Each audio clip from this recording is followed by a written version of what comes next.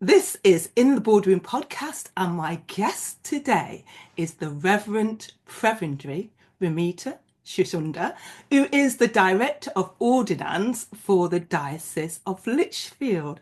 Welcome, Romita. How are you? Very well, Esther. Thank you for having me. It's great that you're on this podcast, and I'm sure it's going to be great, and people are going to get some juicy nuggets from you. Let's hope so. I'm looking forward to this. Can you just share where you grew up and what activities you enjoyed when you were little? I grew up in India. I spent my childhood in India. I moved to the UK a little bit later. Growing up, oh gosh, I loved painting and I loved singing. I loved horse riding, swimming. Um, Generally spending time with my friends, Esther. I love doing that. Um, so yeah, childhood was fun, absolute fun.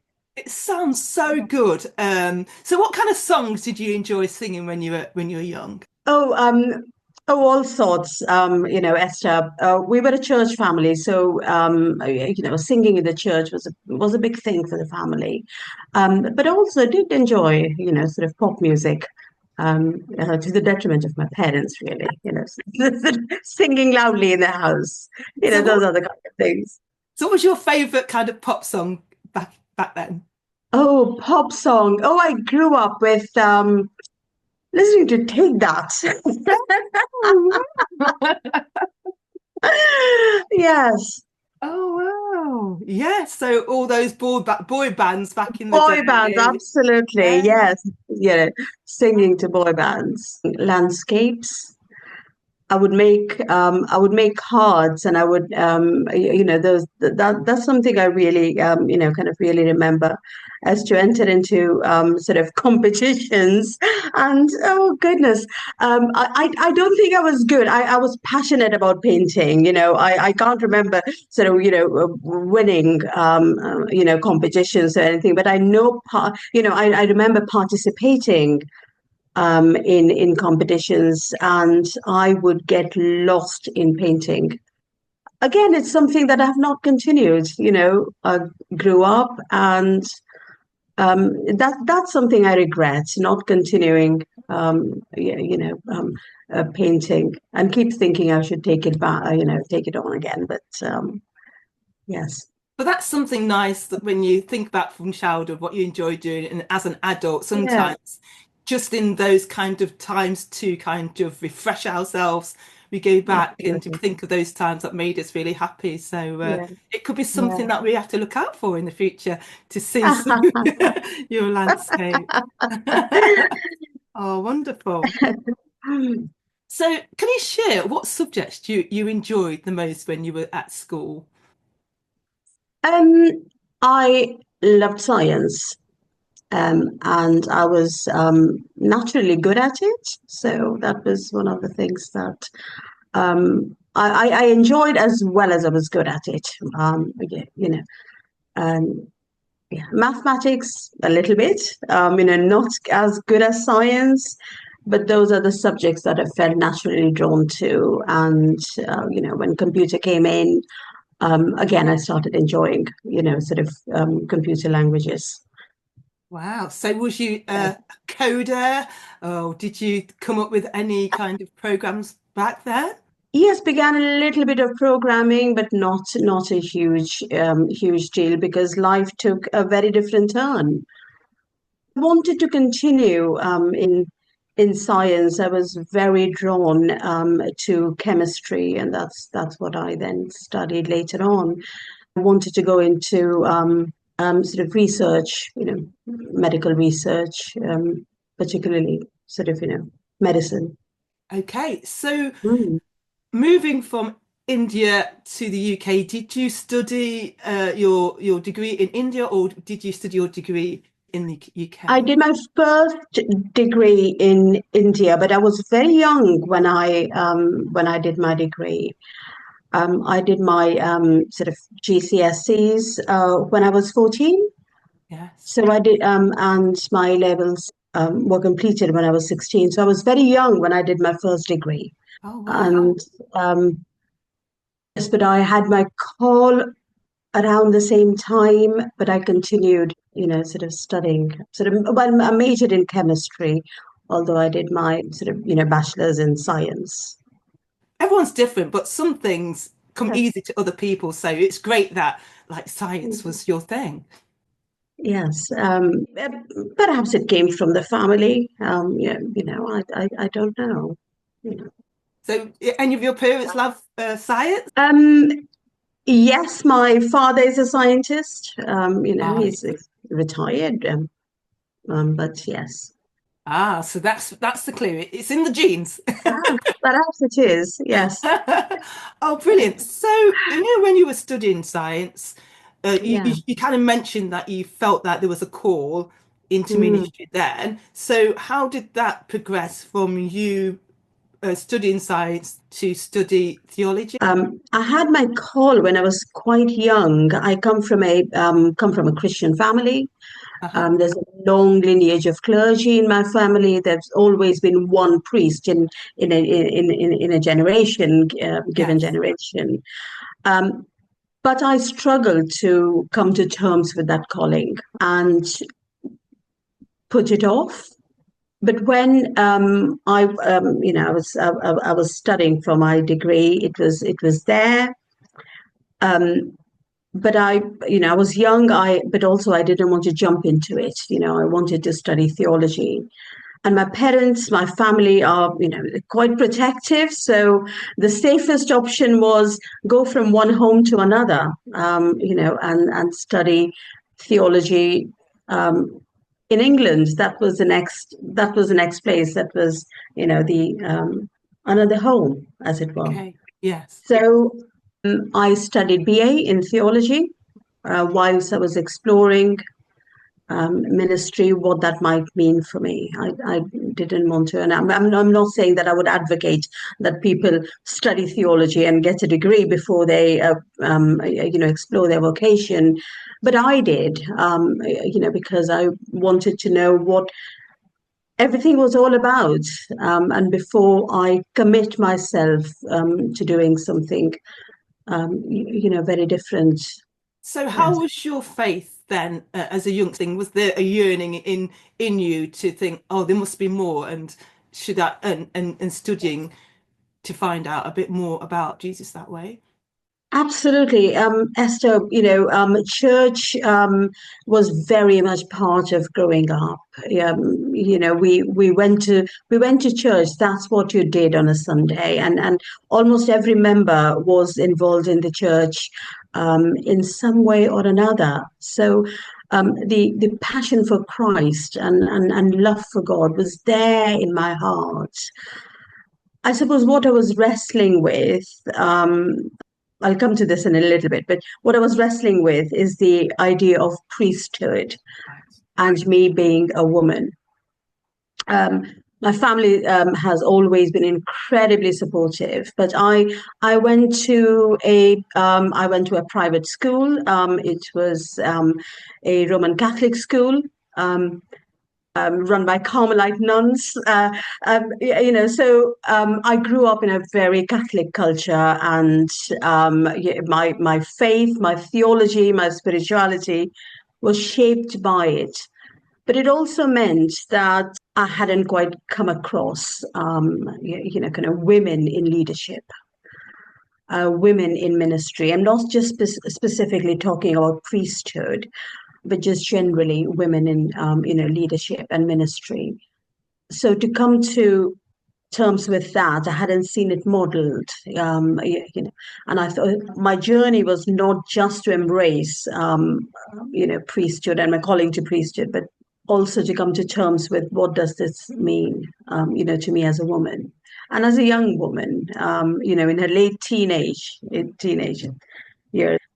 Studying, BA was to explore, my faith even at a deeper level. It was there, but also exploring what calling meant to me. I think I was attracted toward a rhythm of kind of prayer and mission and sacramental ministry. Couldn't really understand what that was. Wow. So in all this kind of trying to find out where God was leading you, you made the decision then to go into ministry. So how did that happen? After studying your BA, how did that kind of start for you? Conversations, Esther. I think those are very important. Having conversations with people that you can trust, and people that will challenge you and ask you those very searching questions, and I continued to do that. Saw a DDO, and have as I said, I was exploring. I needed some practical experience, so I worked as a pastoral assistant, for a year, and that was an amazing time. And whereabouts did you do that? That was in Liverpool. Okay. It really enabled me to explore or rediscover myself. It was an amazing year, to discover your strengths, your weaknesses, but also, is this what God is calling me to do and be? Had a fabulous incumbent, lovely congregation, and they encouraged me. And I went to panel. In those days, it was ABBAM, Right. not BAPS or stage 1 and stage 2s. And I got recommended for training. And I remember we got a letter, in those days. And reading that letter, I was just shocked, because part of me perhaps was even waiting for someone to say no.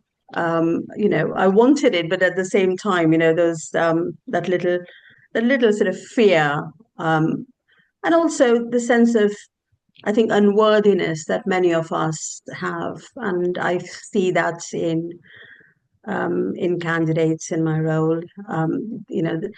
But God is bigger than that. His grace, His love for us is beyond measure.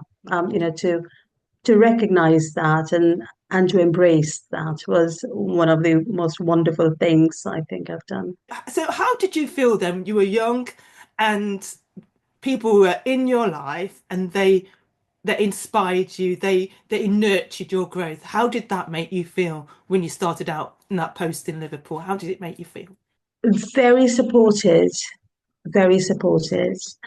It's amazing that support can come from the most unlikely of people, and in the most unlikely of places. And entering into training, knowing that I'm surrounded by sort of prayers and support of my family, my friends, and people that I knew, was absolutely wonderful. And to be able to do that now, for others, is an immense privilege. Yes. Yeah. I'm sure it is.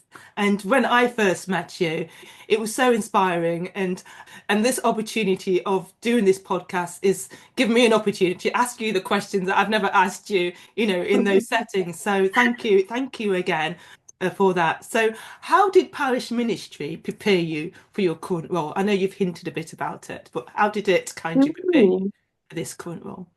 I loved parish ministry, Esther. I loved every moment of it.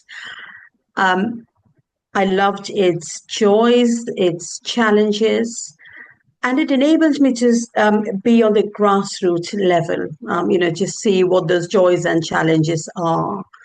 And it prepared me in every way to see what happens in churches, really. In what ways, people are practically able to support candidates coming forward, what those challenges are.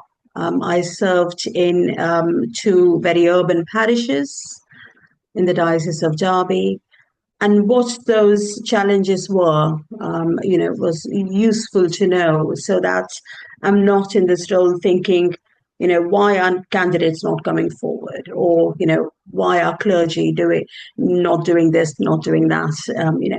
I know what that was like.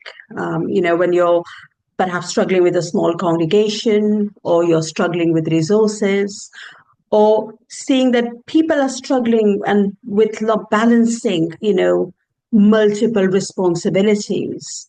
So it's kind of given me that insight, into that, and made me quite appreciative and quite sensitive, to those needs, of various, kind of sort of congregations. So I've been in, kind of different contexts, and slightly different traditions, in my journey. And every context brings its own opportunities and challenges. And I bring that, with me, in this role. So yes, parish ministry, I suppose, has prepared me in many ways. And for someone listening who doesn't understand what parish ministry is, what kind of things do parish priests do during their week? Parish ministry is an umbrella term, and it would look different in every context. I think no two parish priests would say that, our roles and what we do on a day-to-day would look, identical. I think the basic elements, of parish ministry is based on the cure of souls. You're responsible for the parish, not just the congregation. So it depends what your congregation, the makeup of your congregation is.